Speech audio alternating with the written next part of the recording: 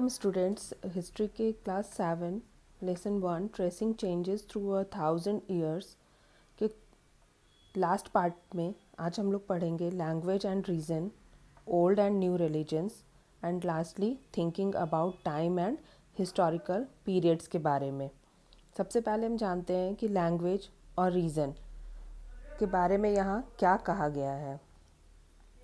बताया गया है कि 1318 में ग्रेट पोएट थे अमीर खुसरो, जिन्होंने ये बताया कि भारत जो है वो बहुत ज़्यादा ही अलग अलग भाषाओं से भरा हुआ है। भारत की धरती, ठीक है, जैसे कि सिंधी है, लाहौरी, कश्मीरी। तो सिंध प्रांत के लोग जो हैं वो सिंधी बोल रहे हैं, लाहौर के जो लोग हैं वो लाहौरी, कश्मीर रीजन में जो हैं वो कश्मीरी बोल रहे हैं। तो साउदर्न कर्नाटका में द्वार समुद्री बोली जा रही है। तेलंगाना आंध्र प्रदेश में तेलंगानी बोली जा रही है। तो गुजरात के लोग गुजराती बोलते हैं और बंगाल में गौरी बोली जा रही है। और अवध यानी ईस्टर्न यूपी जो हो गया वहाँ पे अवधी बोली जा रही है। और इसी तरह से दिल्ली है और उसके आसपास के जो इलाके हैं वहाँ पे हिंदी बोली जा रही है। तो आप देख रहे हो कि जितने भी रीज़न हैं उसके हिसाब से लैंग्वेजेस जो है वो चेंज हो रही है। रीज़न वाइज भाषा का जो है यहाँ पे बहुत ज़्यादा भाषा की भिन्नता देखने को मिलती है। ये कहा है किसने? अमीर खुसरो ने। नेक्स्ट है हमारा कि यहाँ पे जैसे जितने भी रीज़न है वो कोई ज़रूरी नहीं है कि यहाँ के जो कॉमन लोग हैं वो लैंग्वेजेस जो है वो दूसरा नहीं बोल सकते। ये उनकी अपनी मर्ज़ी है। जगह के हिसाब से अगर भाषाएं बदल रही हैं तो अपनी मर्ज़ी भी है कि वो कोई भी भाषा सीख सकते हैं, बोल सकते हैं। दूसरा हमारा यहाँ पे टॉपिक है ओल्ड एंड न्यू रिलीजन्स, ठीक है, नए और पुराने धर्म।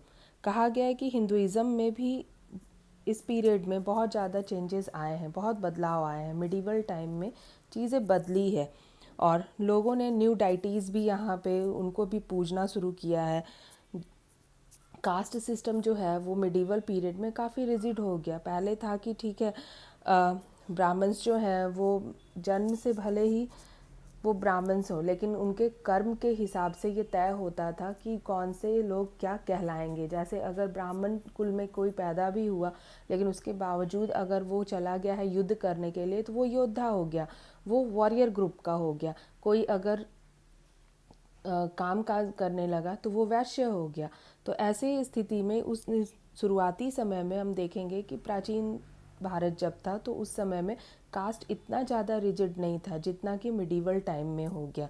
मिडिवल टाइम में बहुत सारे टेम्पल्स भी राजाओं ने अपनी रॉयल्टी के हिसाब से अपनी प्रभुता के लिए बहुत सारे मंदिरों का निर्माण कराया। और इसके साथ साथ जो ब्राह्मण्स हैं उनका प्रभुत्व बढ़ता चला गया। जो राजा थे वो पृष्ठ रखने लगे और उन कह सकते हो कि पूरी सोसाइटी को इन ब्राह्मण्स ने डोमिनेट कर लिया।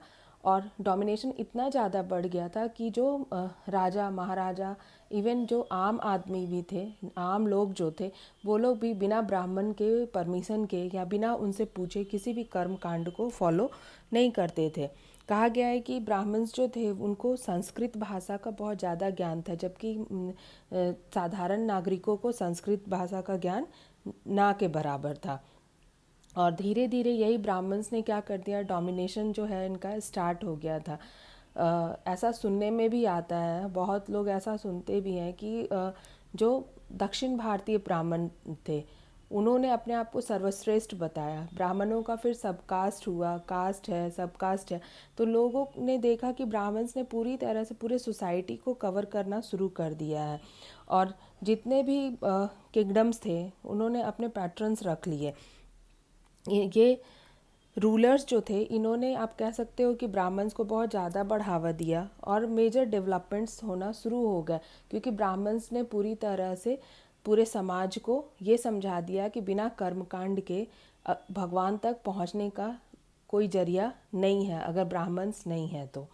ठीक है, बहुत सारे मेजर डेवलपमेंट्स भी इस समय में आए, जैसे कि भक्ति मूवमेंट का नाम आपने सुना होगा। कहा गया है कि आप अपने एक डाइटी को तय कर लो और उसके डिवोटी हो जाओ, उनकी पूजा करो। बहुत सारे रिचुअल्स इस समय में लाए गए। उसके अलावा बहुत सारे नए रिलीजन भी इस समय में डेवलप हुए। भारतीय सब कॉन्टिनेंट में बाहर से जो मर्चेंट्स आए, माइग्रेंट्स आए, वो अपने साथ एक नया धर्म लेकर पहुँचे जिसको कि इस्लाम कहा गया है। और वो भारत पहुँचे और उन्होंने होली कुरान, पवित्र कुरान की टीचिंग्स जो है वो भारत में फैलाना शुरू किया। बहुत सारे रूलर्स जो थे उन्होंने इस्लाम को, आप कह सकते हो कि रीजन्स में इस्लाम को फैलने में भी मदद की थी। और जैसे हिंदुओं में अगर ब्राह्मण्स जो है वो गुरुज़ हुआ करते थे, धर्म गुरुज़ हुआ करते थे, उसी तरह से जब इस्लाम का प्रचार प्रसार हुआ मध्यकालीन भारत में, तो उस समय में इसके जो हेड थे उनको उलेमा कहा गया है, जो अपने टीचिंग्स से पूरी सोसाइटी को ये बताते थे कि होली कुरान में लिखा क्या गया है, कौन सी चीज़ें फॉलो करनी चाहिए। हिंदुइज़्म की तरह भी जैसे हिंदुइज़्म में आप देखते हो कि ब्राह्मण्स ने अलग अलग तरह से इसको इंटरप्रेट किया है, बिल्कुल उसी तरह से इस्लाम को भी वैरायटी ऑफ वेज़ में यहाँ पे भी इंटरप्रेट किया गया। मुसलमानों में ये दो वर्गों में बटा, ठीक है। एक हो गए सिया मुस्लिम्स। सिया मुस्लिम्स उनको कहा गया है जो कि ये बिलीव करते थे कि मोहम्मद प्रॉफिट जो थे, ठीक है, प्रॉफिट साहब, तो उनके सन इन लॉ के जो टीचिंग्स थे उसको जो फॉलो कर रहे थे वो सिया मुसलमान कहलाए। और सुन्नी मुसलमान वो कहलाए जिनका ये मानना था कि जो खलीफा है वही कम्युनिटी के हेड होंगे। तो यहाँ पे जो मुस्लिम्स हैं वो दो भागों में बट गए थे। और कहा गया है कि उसके अलावा और भी स्कूल ऑफ लॉ माना गया है मुस्लिम्स में भी, जैसे हनाफी और सफ़ी कहा गया है, जो कि मेनली इंडिया में ये स्कूल ऑफ लॉ चलता है। नेक्स्ट है हमारा thinking about time and historical periods. कहा गया कि अब चेंज जो है वो सिर्फ ऐसा नहीं है कि सिर्फ धर्म में आया, चेंज है कि धर्म और धर्म के साथ साथ भाषा, समाज, उसके अलावा राजनीति और आर्थिक रूप से भी आया।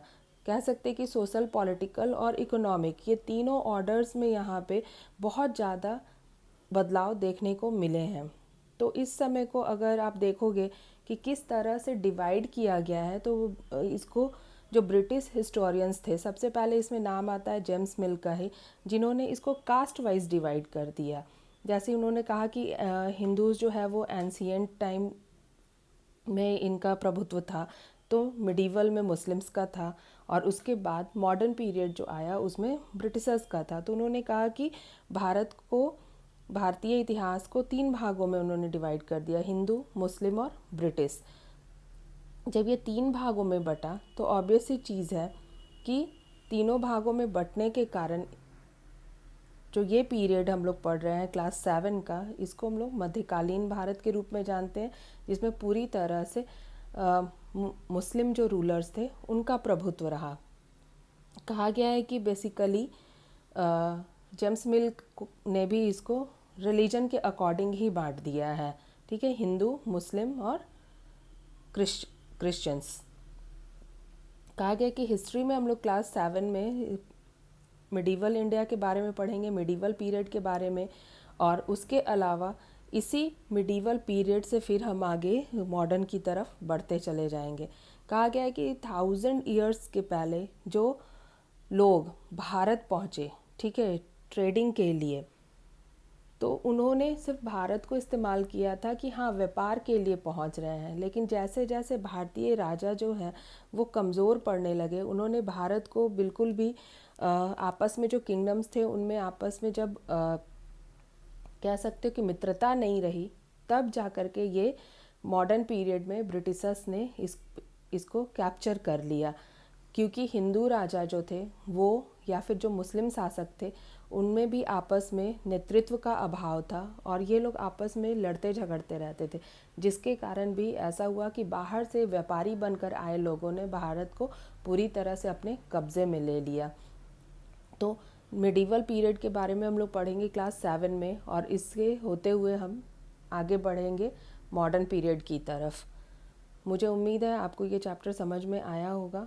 Thank you.